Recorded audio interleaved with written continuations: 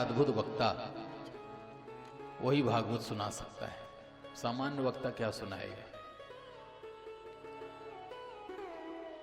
जो माता के गर्भ से जन्म लेते ही वन की ओर भाग गए, इतने निष्प्रिय, इतनी माया से अस्पृश्य हैं,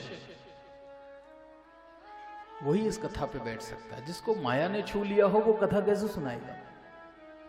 शुकदेव हैं जो माता के गर्भ से निकले भाग पड़े वन की ओर। व्यास जैसे योगी जिनके पीछे पीछे उनका मर्म जान करके भाग रहे हैं, जिनको किसी जगत के संस्कार की आवश्यकता नहीं है, ऐसे हम सबके हृदय में भी उनकी सत्ता विराजमान है। ऐसे भगवान श्री शुकदेव जी महाराज को हम प्रणाम करते हैं, उनसे प्रार्थना करते हैं कि प्रभु आइए, व्यासपीठ पर बैठिए और अपनी मर्यादा से इस कथा के प्रसंग को श्रवण कराने की कृपा करें। नैमिषारण्य की पावन भूमि, 88,000 शौनक आदि ऋषि यज्ञ करने के लिए उपस्थित हैं। सूत जी का आगमन हुआ। सूत जी को देखकर ये महात्मा बड़े प्रसन्न हुए। बस यहीं से कथा प्रारंभ हो गई।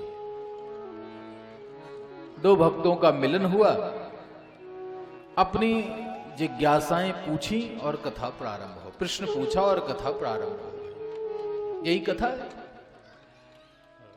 कथनमिति कथा।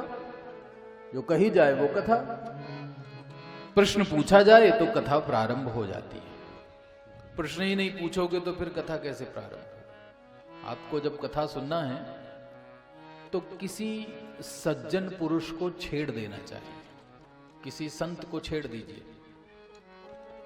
नीति कहती है कोई दुष्ट पड़ा हो तो उसके बगल से चुपचाप निकल जाइए, छेड़िएगा मत उसको, नहीं झगड़ा हो जाएगा। और कोई संत बैठा हो तो उसको छेड़ दीजिए। छेड़िए निरर्थक नहीं, कोई जिज्ञासा उसको दे दीजिए। संत के पास कुछ छेड़ दीजिए प्रसंग, अपने आप आपको कुछ न कुछ अमृत मिलेगा। शौनक ऋषि यज्ञ आदि कार्यों में प्रवृत्त हैं। सूत जी को जब देखा तो बड़े प्रसन्न हो गए। हम सब तो कर्मकांडी हैं, सूत ऐसे महात्मा आए हैं जिन्हें इतिहास और पुराणों का ज्ञान है। ये 5वां वेद है।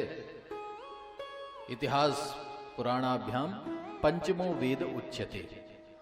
4 वेद हम सुनते हैं ना, ऋग्वेद, यजुर्वेद, सामवेद, अथर्ववेद। ये शौनक ऋषि 4 वेदों के ज्ञाता है और सूत जी केवल 1 वेद के, इतिहास और पुराण 5वें वेद के ज्ञाता है। कितनी अद्भुत बात है। देखिए भागवत की परंपरा देखिए कि भागवत सुनने वाला ज्यादा ज्ञानी है, सुनाने वाला कम ज्ञानी है। ऐसा होता है कि अक्सर